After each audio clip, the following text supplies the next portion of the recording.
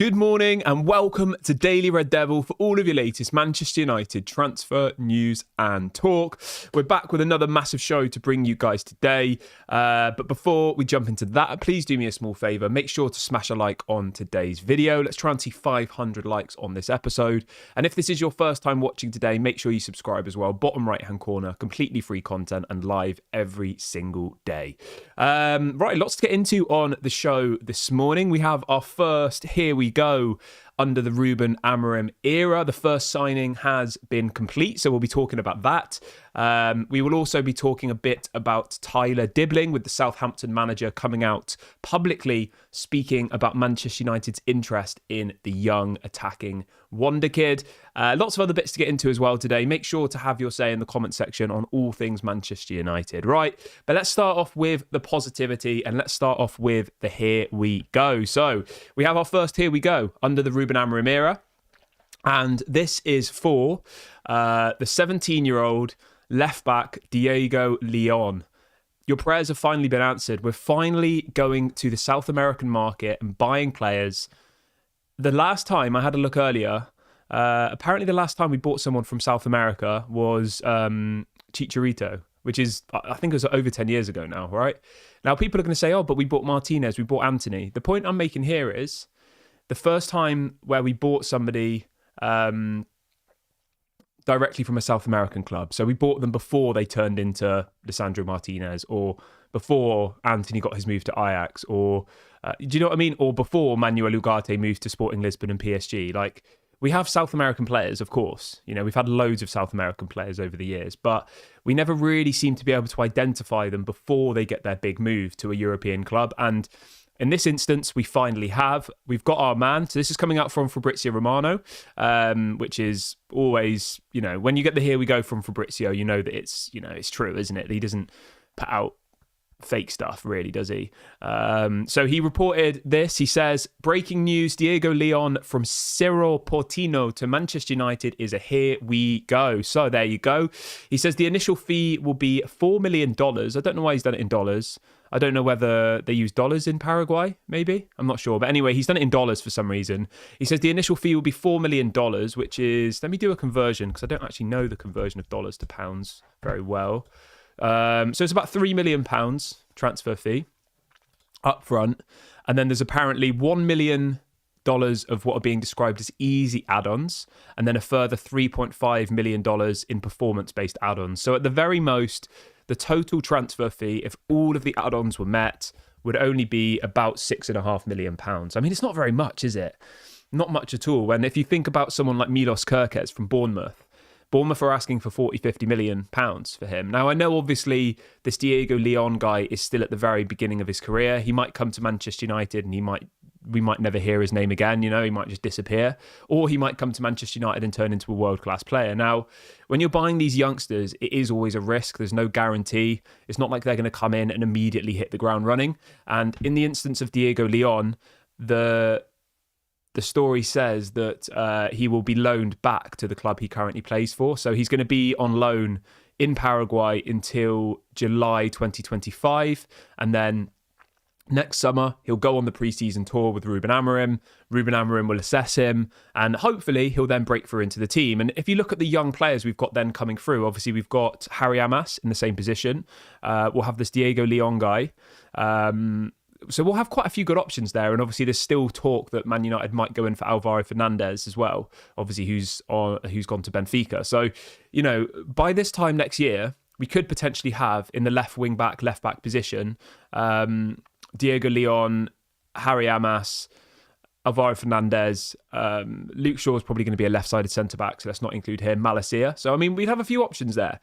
Is that good enough? I'm not sure, because, you know, it's impossible to predict how well this Diego Leon guy is going to get on. He might turn into a world-class player. He might just end up playing for the under-21s and we never hear of him again. You know, it's very, very difficult to predict. But, you know, the most important thing is that our scouting network seems to have expanded and we are now delving into the South American market, which is a market that we've deprived for a very long time. And if you look at some of the players that we've missed out on over the years, I remember Fabrizio Romano put out a tweet 4 or 5 years ago saying that Man United were in talks to sign Moises Caicedo before he went to Brighton. The fee was about £3 million and Man United decided not to do it.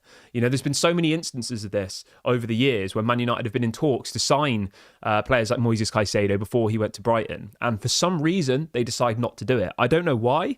I'm not sure. It'd be interesting to find out why they didn't go for players like Moises Caicedo, etc., when we were, you know, in talks with them before they moved to Brighton. So, yeah, it's a little bit weird, but it's good to see that we are finally expanding our scouting network and we're not just going for big name players, because I would much rather assign 5 very talented youngsters who then Ruben Amorim can develop than go and spend 40, 50 million on a player in the Premier League who's probably just going to be coming for a massive paycheck. Might work, it might not work. I think it's a little bit more safer. Another one we missed out on was Julian Alvarez as well, actually. I just remembered then. Before Alvarez went to Man City, we were in talks with him, with his agent, to try and sign him. But for some reason, we didn't go ahead with it. You know, and even if you look at that just from a financial standpoint, right? We had the opportunity to sign him from River Plate. The deal was quite advanced, I think, and we decided not to do it. Man City got him for only 21 million euros. He went to Man City, he won the Champions League, he won the treble, and then 2 years later they sell him for 75 million euros. So you can kind of see the correlation there of bad decisions we made in the past in relation to the South American market, specifically with people like Moises Caicedo and Julian Alvarez, where we could have easily got ourselves really, really good quality players for a small amount of money. Either they become, you know, big parts of our first team, or in the instance of Alvarez, Man City sold him for nearly 4 times what they bought him for 2 years later. And if you look at the circumstances around Moises Caicedo as another example, right? He went to Brighton in 2021, right?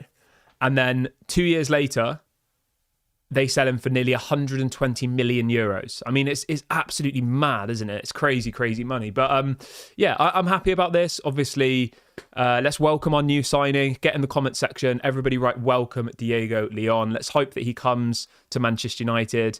And let's hope that he comes to Manchester United. Let's get behind him. You know, at the end of the day, he's young. He is still just a talent. We can't expect him to be world class from the beginning. You know, he's only costing us a few £1 million. He's definitely a developmental player. Al says, don't forget that the board also turned down the opportunity to sign Erling Haaland for only 4 million. Ole Gunnar Solskjaer told the board to sign him and they didn't. Yeah, I mean, there's so many examples of this over the last couple of years where, you know, we literally had these players waiting to join Manchester United. As I said, Alvarez, Moises Caicedo, Erling Haaland's another example that I forgot about.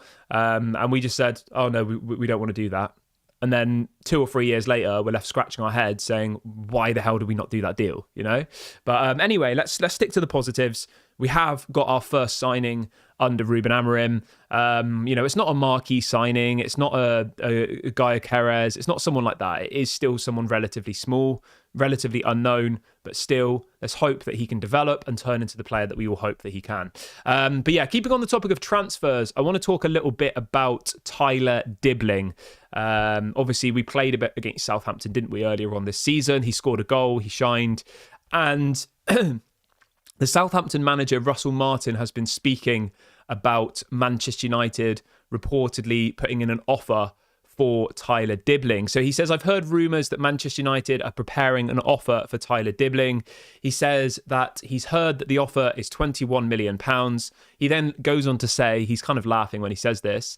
He says, I don't think that's even enough just to buy his left foot, let alone his right foot. So it's a little bit cheeky there. But he also goes on to say that apparently Tyler Dibling has rejected a new contract at Southampton. So yeah, I mean, this is one definitely to keep an eye on. He's definitely a player that has a lot of potential. But the only issue with this is, right, he already plays for a Premier League club. So his fee is not going to be cheap. As the manager says, the Southampton manager, 21 million won't even buy his left foot, you know? So what's he saying? He thinks he's worth 40, 50, 60 million pounds. I mean, for someone at the age of 18 who's only played 14 games in the Premier League and scored 1 goal. I mean, really? 1 goal is worth 40, 50 million pounds in the Premier League now in half a season. I know he's playing for Southampton, which is a lesser team. I get all of that. But still, to have only scored 1 goal as an attacking player in 14 games if he'd have got 10 goals in 14 games, I'd be sat here saying, yeah, give 50, 60, 70 million easily. But to have scored 1 goal in 14 games, I mean, Joshua Zirkzee scored 3, and most people in this fan base think that he was a bad signing, and we paid like 36 million for him, didn't we? So I know it's slightly different because Tyler Dibling is a little bit younger, but remember Joshua Zirkzee is still like a young player. I think he's 21, isn't he? And Tyler Dibling's 18. So it's not like, Joshua Zirkzee's a 30-year-old striker who's come in and, has only scored 3 goals. Like, he is still a young player. So yeah, I don't really know how to think about this. I don't personally think that, spending 50, 60 million on a player like Tyler Dibling is probably the most sensible thing at this stage. I think if anything, we probably need... the options are quite limited at the moment in the striker market. There's obviously people like Victor Osimhen, but there's massive question marks about his wages specifically. I think he's on massive money, and do we want another player who's kind of coming as a mercenary just to earn lots of money? I would probably say no. But yeah, I mean, a striker or an attacking player is something that Manchester United are apparently looking at. Tyler Dibling is obviously appreciated by Manchester United. His age profile, the fact that he's English, which means obviously, that would really help with the, I can't remember what you call it, the homegrown quota. Remember, you have to have a certain amount of players who've played football in England for a certain amount of years. And obviously Tyler Dibling would fit into that kind of system.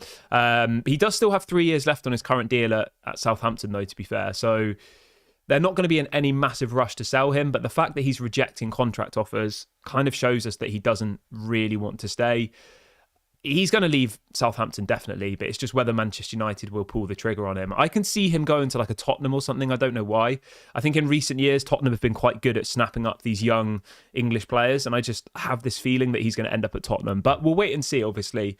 From a Manchester United standpoint, obviously the story we're bringing you today is that the Southampton manager has effectively come out and confirmed that, Man United are interested, but has effectively said that, £21 million is the fee that he's heard. And that he thinks that, that's never going to happen for that amount of money. It's going to be a hell of a lot more. And that kind of, brings me back to my point of a couple of minutes ago where I said, if you go to the South American market, you can probably find a Tyler Dibling or a similar level quality player for still quite cheap, I guess it's slightly different. You've got to then think, are they going to adjust to the new country? There's slightly more factors involved, isn't there? Scoring 10 goals in the Paraguayan league is not the same as scoring 10 goals in the Premier League. So it's not maybe completely comparable. But let's see what else people are saying in the chat. What else have we got? Al says that Evan Ferguson applied to join the Manchester United Academy, but we turned him down. Yeah, I heard that as well. I mean, it's mad, isn't it? Absolutely mental. What else have we got? Somebody in the chat says, Rashford, Dalot, Anthony, Shaw, Mount, Eriksen, Onana must leave Manchester United. Wow. I would agree with Rashford. Dalot, I wouldn't say Dalot must leave Manchester United. I think if a big offer came in for him, we should sell him, definitely. Anthony definitely should leave. Shaw definitely should leave. Mason Mount, I thought was actually really good against Victoria Pilsen. I thought he was one of the best players on the pitch. So I think it's a little bit unfair to be throwing Mason Mount under the bus. Yes, we paid too much money for him. Yes, he's on big wages. Yes, he shouldn't be the number 7, but I don't think he must leave. I think that's maybe a little bit harsh. Eriksen obviously has no resale value, contract expiring, 32 years of age, so I'd agree there.